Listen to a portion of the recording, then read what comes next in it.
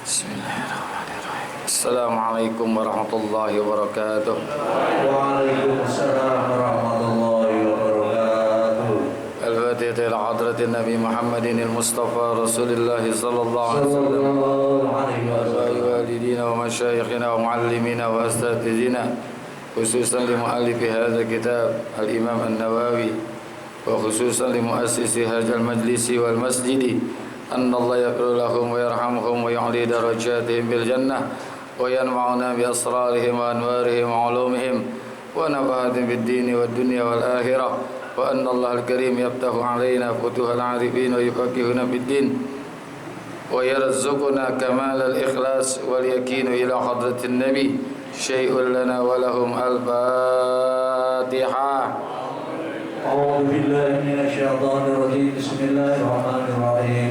الحمد لله رب العالمين الرحمن الرحيم مالك يوم الدين إياك نعبد وإياك نستعين اهدنا الصراط المستقيم صراط الذين أنعمت عليهم غير المغضوب عليهم ولا الضالين. يا ربي بالمصطفى بلغ مقاصدنا واغفر لنا ما مضى يا واسع الكرم.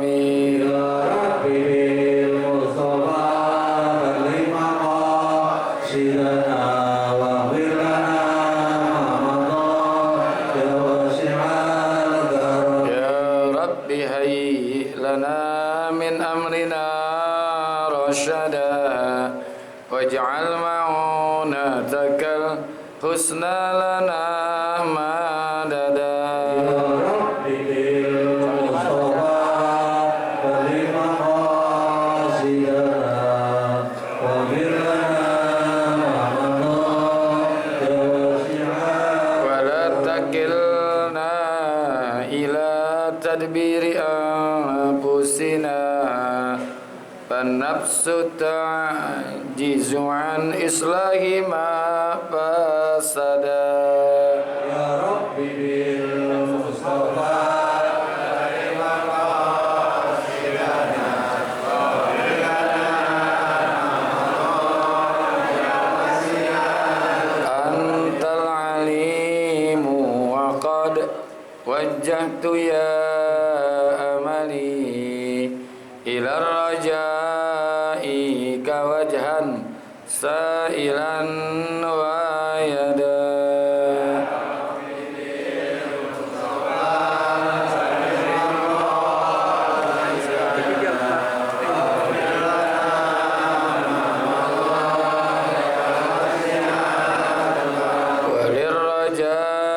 وللرجاء ثواب أنت تعلمه فاجعل ثوابي دوام ستر لي أبدا.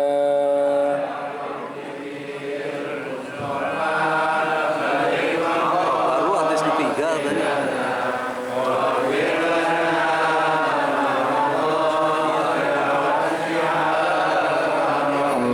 Allahumma salli wa sallim.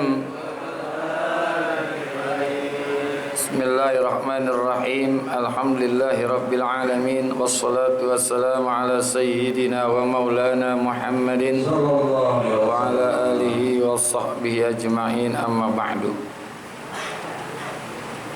Ma'asyiral muslimin wal muslimat, bapak-bapak hadirin hadirat jamaah majlis ta'lim yang semoga kita semua dimuliakan Allah Subhanahu wa taala. Amin. Khususnya para guru kita Bapak Ustaz Abdul Hamid Mustafa Al-Hafiz dan guru kita Bapak Kiai Haji Dr. Andes Muhammad Ja'far, yang semoga Allah berikan kesehatan, keafiatan, dan Ustaz Zidan dan segenap pengurus Masjid Majlis Ta'lim Ukhuwah Islamiyah dan pengurus Masjid Jami Babut Taqwa, yang semoga semua dirahmati Allah Subhanahu wa taala. Alhamdulillah, pagi menjelang siang hari ini Allah masih memberikan kepada kita nikmat iman, Islam, hidayah, taufik, sehat, afiat, sehingga bisa kembali hadir di majlis yang penuh keberkahan ini, majlis ilmu. Harapan dan doa kita mudah-mudahan hadirnya kita mendapatkan ilmu yang manfaat, ridha dan inayat, sehat, afiat dalam ibadat. Allah berikan kepada kita keselamatan dari alam dunia sampai alam akhirat. wa bisanadil muttasili ilal imami muhaddisi rahimahullahu ta'ala wa adaman naf'a bihi wa bi barakati ulumihi wa bikum fid daraini amin. Qala radhiyallahu ankum. An Abi Abdurrahman Abdullah ibn Umar ibn al-Khattab radhiyallahu anhuma qala sami'tu Rasulullah sallallahu alaihi wasallam yaqulu buniyal islamu ala khamsin syahadati an la ilaha illallah wa muhammadar rasulullah wa iqamis salati wa ita'iz zakati wa hajjal baiti was saumi ramadhana. Dari Sayyidina Abi Abdurrahman Abdullah ibn Umar bin Al-Khattab, beliau berkata, sami'tu Rasulullah sallallahu alaihi wasallam yaqulu, aku pernah mendengar Rasulullah sallallahu alaihi wasallam itu bersabda, buniyal islamu ala khamsin, dibina, dibangun Islam itu di atas 5 perkara. Yang pertama adalah syahadati alla ilaha illallah wa anna muhammadar rasulullah. Yang pertama adalah bersaksi bahwa tidak ada Allah, tidak ada Tuhan atau tidak ada ilah selain Allah dan Nabi Muhammad adalah utusan Allah. Wa iqamis salati, dan mendirikan salat. Wa ita'iz zakati, dan menunaikan zakat. Wa hajjil baiti was saumi ramadhana, melaksanakan ibadah haji dan juga berpuasa di bulan Ramadan. Ini hadis yang ketiga membahas tentang rukun Islam. Kemarin kita sudah bahas tentang rukun-rukun agama. Rukun agama itu 3: Islam, iman, ihsan. Kita sudah bahas kemarin. Nah, sekarang secara rinci lagi disebutkan tentang rukun Islam. Apa yang pertama? Nah, inilah dibina, dibangun Islam ini dengan 5 perkara, ibarat bangunan masjid, bangunan rumah, gedung. Yang pertama, pondasinya adalah syahadati alla ilaha illallah, bersaksi bahwa tidak ada Tuhan yang pantas dan layak disembah illallah, kecuali Allah. Wa anna muhammadar rasulullah, dan bahwasanya Nabi Muhammad itu adalah utusan Allah. Nah, ini pondasinya nih. Pondasi bangunan Islam yang pertama adalah kalimat syahadat atau sekaten. 2 kalimat syahadat. Saksikan Allah itu satu-satunya Tuhan yang pantas dan layak kita sembah. Kita jadikan sandaran, jadikan tempat mengadu, mengeluh, tempat kita melakukan curhat satu-satunya hanya kepada Allah. Sesuai ikrar, iyyaka na'budu. Jangan sampai keliru tuh. Jadi jangan sampai apa yang kita ucapkan berbeda dengan apa yang kita lakukan. Ada kesesuaian antara apa yang kita ucap dengan apa yang kita perbuat. Ucapannya iyyaka na'budu wa iyyaka nasta'in, begitu juga perbuatannya. Hanya kita sembah Allah. Dan nasta'in, kita juga memohon pertolongan kepada Allah. Jangan sampai salah. Jangan sampai iyyaka na'budu wa dukun nasta'in. Hanya kepada Engkau kami menyembah, tapi mintanya kepada dukun. Enggak sedikit orang yang mengaku Islam tapi suka datang ke dukun. Pengen kaya datang ke rumah dukun. Pengen naik jabatan, datang ke rumah dukun. Pengen kaya, datang ke rumah dukun. Dukun sendiri rumahnya mau rubuh. Rumah tangga supaya akur-akur, datang ke rumah dukun. Dukun sendiri ditinggal lari, jaran goyang namanya. Ini nih, jangan sampai salah. Ucapan dengan perbuatan harus jadi satu. Iyyaka na'budu wa iyyaka nasta'in. Begitu juga ketika kita mengucapkan Allahus Samad. Allah menjadi sandaran satu-satunya di dalam hidup. Enggak ada sandaran yang kokoh, enggak ada sandaran yang kuat kecuali hanya kepada Allah. Jadi kesetiaan kita menuhankan Allah itu harus betul-betul pasti. Jangan pernah berubah sedikit pun. Jangan berubah banyak, sedikit aja nggak boleh. Kesetiaan kita kepada Allah, kecintaan kita kepada Allah itu menjadi nomor satu. Jadi Allah itu adalah tempat kita menyembah, tempat kita meminta, tempat kita mengadu, tempat kita mengeluh. Tuh udah Allah aja udah. Ya. Makanya ketika kita mengucapkan Allahu Akbar di dalam sholat, tidak ada yang lebih besar kecuali Allah. Masih wallahu asghar, selain Allah itu kecil. Jangan kita membesarkan yang lain, kita besarkan hanya Allah semata, satu-satunya, nggak ada yang lain lagi. Jabatan, harta, semua apa yang sifatnya duniawi, semuanya ketika kita melakukan sholat, Allahu Akbar, Allah Maha. Ini juga harus dibawa keluar sholat. Jangan membesarkan Allah hanya di dalam sholat. Begitu keluar sholat, tidak lagi membesarkan Allah. Yang dibesarkan jabatan, yang dibesarkan kekuasaan, yang dibesarkan harta, yang dibesarkan adalah kemampuan otak dan akalnya. Padahal semua itu tidak ada fungsinya. Maka jangan heran kalau ada orang sombong ketika selesai sholat, karena Allahu Akbarnya cuma ada di sholat saja. Makanya takabbur. Padahal tadi dia baru ngucapin Allahu Akbar. Allah tempat bersandar. Iyyaka na'budu, di dalam Fatihah kita baca wa iyyaka nasta'in. Kesetiaan kita menyembah Allah, kesetiaan kita meminta hanya kepada Allah. Ini yang pertama. Wa anna Muhammadar Rasulullah, dan bahwasanya Nabi Muhammad adalah utusan Allah. Begitu juga dengan Nabi, itu Nabi kita Muhammad sallallahu alaihi wasallam, kesetiaan yang sifatnya absolut. Kita mesti mencintai Rasulullah. Apalagi sekarang nuansa Maulid masih kita rasakan, dan di mana-mana masih ada Maulid. Kita ingat lagi sejarah Nabi kita Muhammad, bagaimana beliau berjuang. Karena satu-satunya Nabi yang senantiasa bertanggung jawab atas nasib kita.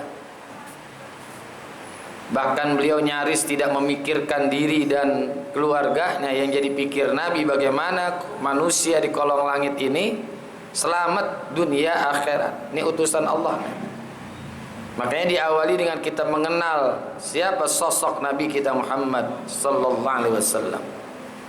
Gak mungkin kita akan mendatangkan rasa cinta tanpa kita mengenal yang kita cintai. Itu makanya di dalam Burdah Al-Imam Al-Bushiri menyebutkan faqan nabiyina fi khalqin wa fi khuluqin wa lam yudanuhu fi ilmin wala karami.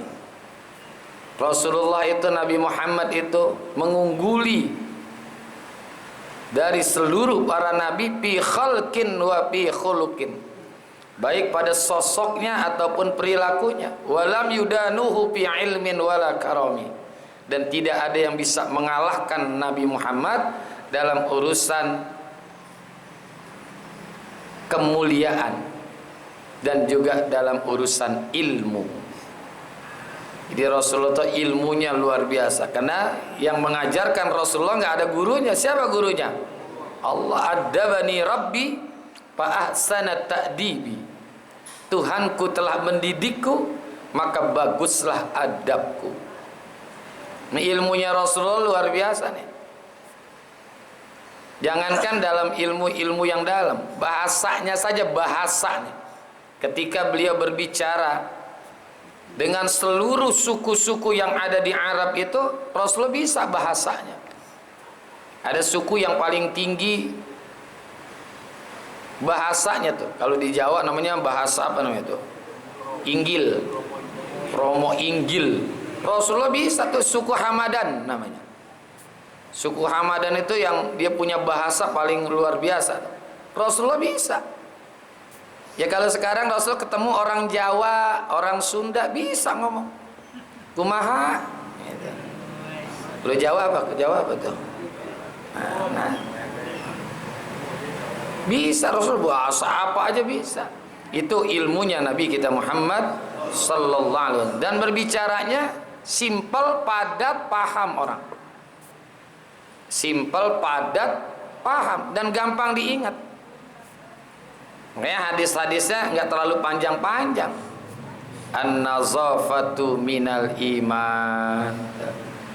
Utlubul ilma minal mahdi ilal lahdi. Bahasanya simpel. Itu ilmunya Rasulullah. Belum lagi kemuliaannya. Nggak ada yang bisa mengalahkan kemuliaan Nabi kita Muhammad sallallahu alaihi wasallam. Nah, jadi kita kenal dulu. Tadi sosoknya disebutin oleh Ustadz Abdul Hamid. Ya kan? Itu ucapan Hasan bin Sabit. Wa ahsanu minka lam tara qattu aini wa ajmalu minka lam talidin nisa'u. Khuliqta mubarra'an min kulli aibin ka'annaka qad khuliqta kama tasya'u. Orang yang seindah engkau belum pernah mataku ini memandangnya. Karena Rasulullah itu anta syamsun, anta badrun, anta nurun fauqa nuri. Makanya Rasulullah sallallahu zillun, enggak punya bayangan ketika jalan. Baik jalan malam hari ataupun siang hari. Itu ada dalam kitab Mafahim Yajibu an Tusahha Sayyid Muhammad bin Alwi bin Abbas Al-Maliki. Laisa lahu zillun. Enggak memiliki bayangan. Kalau kita kan ada bayangannya. Nah, jalan siang nih ada matahari, kelihatan bayangan kita. Orang yang putih bayangannya hitam, orang yang hitam bayangannya putih, hitam juga. Kenapa? Karena cahaya matahari dengan cahaya Rasulullah kalah. Kullu baitin anta sakinuhu laisa muhtajan ila suruji wa maridin anta aiduhu qad atahullah bihil faraji. Kullu baitin anta sakinuh, setiap rumah yang engkau tempati tidak lagi membutuhkan akan lampu. Wa maridin anta aiduhu, dan setiap orang yang sakit engkau jenguk, qad atahullahu bihil faraji, dengan secara tiba-tiba penyakitnya Allah hilangkan. Makanya sahabat-sahabat itu ketika palanya lagi puyeng, nggak minum obat, sakit kepala, datang ke rumah Rasulullah. Palanya lagi sakitnya, migrain apa aja dah. Datang ke rumah Rasulullah, ya Rasul, mohon tonjolkan wajahmu ya Rasulullah, tampakkanlah wajahmu. Begitu Rasulullah menampakkan wajahnya, itu sakit kepala yang dirasakan oleh sahabat hilang. Coba kita nih pulang kerja, kepala kita puyeng, ngelihat istri kita, hilang nggak tuh puyengnya? Tambah puyeng kita. Itulah Nabi kita Muhammad sallallahu alaihi. Mesti kita kenal siapa Nabi, utusan Allah, ya kan? Abdullah nama ayahnya, Aminah ibundanya, Abdul Muttalib kakeknya, Abu Talib pamannya, Khadijah istri setia, Fatimah semua bernasab mulia dari Quraisy. Inilah kisah sang Rasul yang penuh. Inilah kisah sang Rasul yang penuh suka duka, yang penuh suka duka. Tapi kita harus tahu juga siapa istri daripada Abdul Muttalib. Berarti nenek daripada Rasulullah SAW. Nggak banyak orang yang tahu. Nah, nenek Rasulullah adalah Aminah Fatimah binti Amru. Di atas Aminah Fatimah binti Amru, di atas lagi namanya Fatimah, Fatimah, Fatimah, Fatimah, sampai 5 Fatimah. Itulah Nabi kita Muhammad sallallahu alaihi wasallam. Diutusnya kapan? Nah, harus kita tahu juga. Pada usia 40 tahun. Ya, pada usia 40 tahun. Rasulullah diutus pada usia 40 tahun. Dan di saat itulah lahirnya calon istri beliau adalah Siti Aisyah. Siti Aisyah lahir pada tahun 40, di saat Nabi berusia 40 tahun. Maka ketika nikah dengan Siti Aisyah, Rasulullah itu usianya 52 tahun. Berarti Siti Aisyah umurnya berapa? Nah, bukan 9. Orang banyak nyebut 9 tahun, padahal 12 tahun. 12 tahun orang Arab sih bongsor. Bukan kayak orang Indonesia kuntet. Betul enggak? Gitu, dia besar. Boleh nggak nikahin perempuan 12 tahun? Boleh, saya puji aja nikah no. Sekarang udah cakep tuh istrinya, muda lagi. Ini Rasulullah nih, kita tahu sejarahnya. Kita tahu dia adalah utusan Allah. Diutus untuk siapa? Diutus untuk seluruh umat. Makanya Rasulullah itu diberikan kelebihan oleh Allah dari sisi nama saja udah luar biasa tuh. Dari sisi namanya saja udah nggak bisa dikalahkan oleh nama-nama yang lain. Muhammadun wa utiyat ummuhu bil manam faqila laha innaki qad hamalti bi sayyidil alamina wa khairil bariyah fasammihi Muhammadan iza wada'tihi li annahu satuhmadu uqba. Dalam rawi ada gitu tuh. Ketika tidurnya, ibundanya Rasulullah datangi malaikat Jibril dan mengatakan, "Faqilalah," dikatakan kepada Siti Aminah, "Innaki qad hamalti bi sayyidil alamin wa khairil bariyah." Sesungguhnya engkau sedang mengandung seorang manusia terbaik. Khairul bariyah, manusia terbaik. Sayyidil alamin, pemimpin dari seluruh alam. Alam dunia, alam akhirat, alam barzah dan alam-alam lainnya, pemimpinnya, sayyidnya adalah Nabi kita Muhammad sallallahu alaihi wasallam. Fasammihi Muhammadan. Maka dari itu namakan nanti Muhammad. Iza wada'tihi, kalau engkau melahirkannya. Li'annahu satuhmadu uqba. Karena beliau akan menjadi orang yang dipuji. Itu dari nama aja udah kelihatan tuh, Muhammad. Makanya orang yang namanya Muhammad, kata Nabi Muhammad, itu harus diberikan fasilitas khusus. Kalau ada orang namanya Muhammad, berikan dia tempat duduk yang mulia. Berikan tempat duduk yang mulia, karena memuliakan dari nama Nabi kita Muhammad sallallahu alaihi wasallam. Makanya kalau kita punya nama Nabi, nama Muhammad, jangan sembarangan. Muhammad mabok ya. Ini menyalahgunakan nama nih. Ada seorang petinju namanya Muhammad Ali. Dulu kan ada petinju namanya Muhammad Ali. Dia ini diberikan penghargaan tuh. Namanya itu diabadikan tuh. Kalau di Amerika ada nama-nama artis yang pernah terkenal, misalkan Tom Cruise, Whitney Houston. Tuh namanya diabadikan, diletakkan di jalan tuh. Satu-satu di jalan, ya. Nama siapa. Pokoknya nama-nama artis lah, Arnold Schwarzenegger, semua ada. Sylvester Stallone, tuh namanya ada tuh di jalanan, diinjak-injak. Ya. Tapi begitu Muhammad Ali diabadikan namanya, dia minta satu, nama saya jangan diletakkan di bawah, letakkan di dinding. Alasannya kenapa? Karena nama saya adalah nama Nabi saya, maka diletakkan di dinding ya khusus tuh, Muhammad Ali. Ya kalau taruh di bawah diinjak-injak. Hormat dia menggunakan nama nabinya Muhammad Ali. Nama Muhammadnya dipakai, termasuk Sayyidina Ali. Makanya khusus satu nama Muhammad Ali diletakkannya di dinding, gak di bawah. Itu di Amerika tempatnya di mana? Saya juga lupa itu namanya.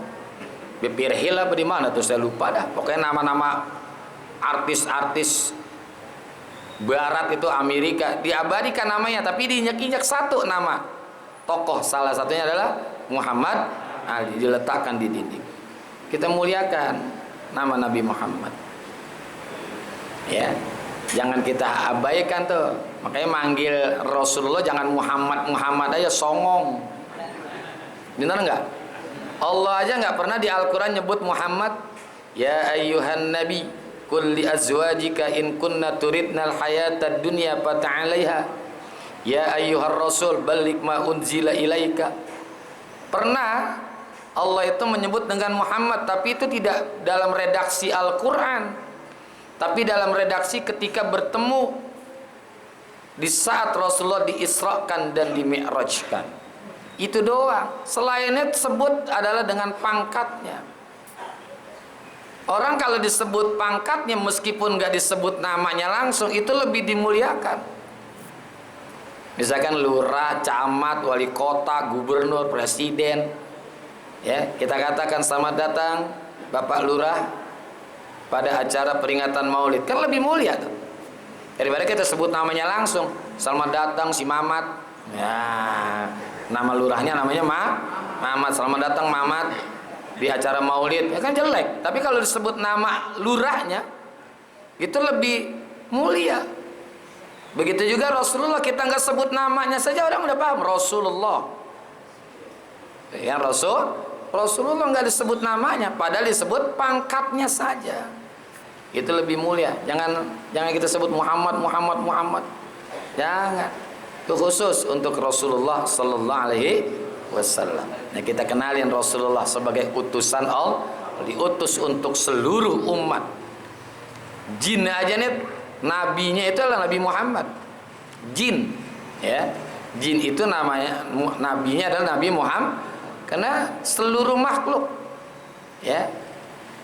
Wa ma arsalnaka illa rahmatan, alam mana aja, ya. Alam dunia ya nabinya Nabi Muhammad, nanti di akhirat nabinya Nabi Muhammad. Bahkan Nabi Muhammad itu menjadi penyebab bahwa ibadah itu diterima atau tidak. Khutbah, coba kalau nggak baca selawat, sah nggak tuh khutbahnya? Salah satu rukun daripada khutbah adalah berselawat. Termasuk sholat. Ketika kita tasyahud akhir atau tasyahud awal, kita nggak mengucapkan wa asyhadu anna Muhammadar, nggak sah sholatnya. Di tasyahud akhir kita nggak nyebut selawat, nggak sah. Jadi itu menjadi penyebab sah atau tidak. Nah, makanya Nabi Muhammad namanya selalu disebut setiap saat. Azan di sini, azan di sini, azan di sini, nanti azan lagi di sono, beda lagi waktunya, waktu terus seharian disebut nama Nabi kita Muhammad Sallallahu Alaihi Wasallam. Yang kedua, wa iqamis sholati, mendirikan sholat, bukan mengerjakan sholat, tapi mendirikan sholat. Kenapa? Karena perintahnya beda. Ya, kullu maftaradallah ibtaradahu fil ar illa shalah. Rasulullah bilang begitu, kullu maftaradallah ibtarada fil ar. Semua hal-hal yang diwajibkan oleh Allah turun perintahnya di bumi. Illa shalah, kecuali sholat. Jadi sholat itu adalah hal yang sangat penting dari hal-hal yang penting. Ibadah yang paling penting dari ibadah-ibadah yang penting. Karena perintahnya enggak lewat perintah ucapan firman Allah, tapi Rasulullah diperintahkan untuk menerima sholat dengan Isra Mi'raj. Kullu mabtaradallah ibtaradahu fil illa salat. Segala sesuatu yang Allah fardukan diperintahkannya di bumi fil illa salat, kecuali salat. Makanya orang rajin ibadah, sedekah rajin, puasa rajin, haji rajin, tapi salatnya kagak, nggak mungkin akan diterima oleh Allah. Makanya aqimus shalah wa atuz zakat. Diriin sholat, bayar juga zakat. Nggak cukup kita sekedar zakat saja tapi nggak sholat. Sholat itu bukan hanya sholat yang wajib, tapi juga sholat yang sunnah. Ini sebetulnya sholat tahajud bagi Nabi itu sunnah, tapi bagi kita wajib. Itu sebetulnya kalau kita ngelihat redaksi ayat, wa minal laili fatahajjat bihi nafilatan laka asa ayyab'asaka rabbuka maqaman mahmuda. Nafilatan laka, kaknya itu adalah Rasulullah tuh. Wa minal laili fatahajjat, dan dari sebagian malam itu maka tahajudlah olehmu. Bagi Rasulullah itu nafilah, tambahan saja. Yang wajib itu sebetulnya buat kita kalau melihat redaksi ayatnya dan ditafsirkan oleh ulama bahwa tahajud itu kalau buat Nabi Muhammad sunnah, buat kita nih sebetulnya wajib. Tapi tetap namanya sunnah kalau kita lihat redaksi ayat ya. Ya kalau sholat tahajud diwajibin habis sudah. Ya. Subuh aja jam 4:07 kita belum pada bangun. Kan subuh sekarang jam 4:07 belum pada bangun, apalagi tahajud. Jadi sholat itu disebutkan iqamah, mendirikan. Ya, iza kumtum ila sholati faghsilu wujuhakum wa aydiyakum ilal marafiqi wamsahu bi ru'usikum wa arjulakum ilal iza kumtum. Ya, aqimis sholata li zikri, dirikanlah sholat. Pokoknya kalau sholat itu mendirikan, bukan mengerjakan. Ya, karena sholat itu harus diri, laksana tiang. As-sholatu imaduddin. Sholat itu tiangnya agak. Nah tadi pondasinya udah tuh, apa tuh? Kalimat syahadat. Itu pondasi bangunan itu harus kokoh, akidahnya harus kuat, keyakinannya harus kuat. Termasuk iqamis sholat, tiang-tiangnya nih. Jangan sampai tiang-tiangnya besinya besi cuman setengah, harus kuat, corannya harus kuat. Makanya iqamis sholat, dirikanlah sholat, tegak dia, menegakkan sholat. Man tarakas sholata muta'ammidan faqad kafara. Siapa orang yang meninggalkan sholat dengan sengaja, faqad kafara. Hampir-hampir saja orang itu menjadi kufur. Kufur apa? Kufur nikmat. Bukan pasti dia kafir.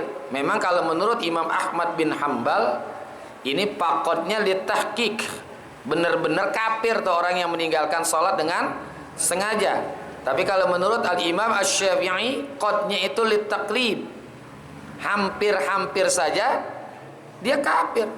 Kufur apa? Kufur nikmat. Karena nikmat yang Allah kasih kepada kita ini cukup membayarnya dengan sholat. Inna a'tainakal fasalli tuh. Bayar pakai apa? Fasalli, sholat. Kan murah bener tuh, membayar nikmat yang gak bisa kita hitung, tapi dengan melakukan sholat 5 waktu. Ya alhamdulillah sholat cuma 5 waktu. Coba kalau Isra Mi'raj betul-betul sholat 50 waktu, Masya Allah, gak sempat ngaji kita. Jangankan ngaji, punya anak ya kagak. Gimana kita mau punya anak lah, sholat 50 waktu saja 24 jam. Allah kasih rahmat kepada umat Nabi Muhammad, cukup 5 waktu saja. Ini juga ada yang minta kurangin lagi. Ada nggak? Ada. Minta kurangin lagi. Ya. Yang kedua, sholat itu bukan mendirikan saja, tapi memelihara. Nah, ya, ala sholatihim yuhafizun. Mereka itu memelihara. Ya, memelihara sholat. Jadi nggak sekedar kita sholat habis itu selesai urusan, kita jaga tuh sholat, memelihara dari mulai sebelum, di saat, setelah. Sebelum sholat kita pelihara, dari mulai wudhunya harus betul-betul sesuai dengan aturan-aturan syariah, aturan-aturan fikih.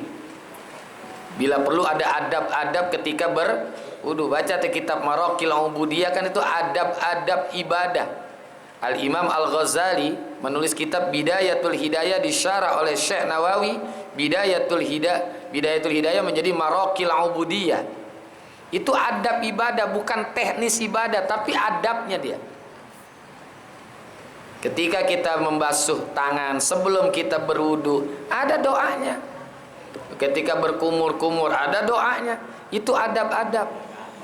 Namanya isbag. Bagus di dalam melakukan berwudu, isbagul wudu. Tetap kita pelihara. Jagain waktu sholat. Sholat itu afdolnya awal waktu. Ada yang mengafdolkan akhir waktu, Imam Hanafi. Jadi Imam Hanafi itu waktu sholat lebih bagus adalah di akhir waktu. Misalkan subuh sekarang jam 4 lewat 7 menit. Nah, ketika syuruk itu sekarang jam 5:22 menit. Jadi jam 5:22 menit itu syuruk. Nah, sholatnya tuh kalau orang pengikut Imam Hanafi itu jam 5 lewat 5 menit baru sholat. Itu menurut mazhab Hanafi lebih afdal.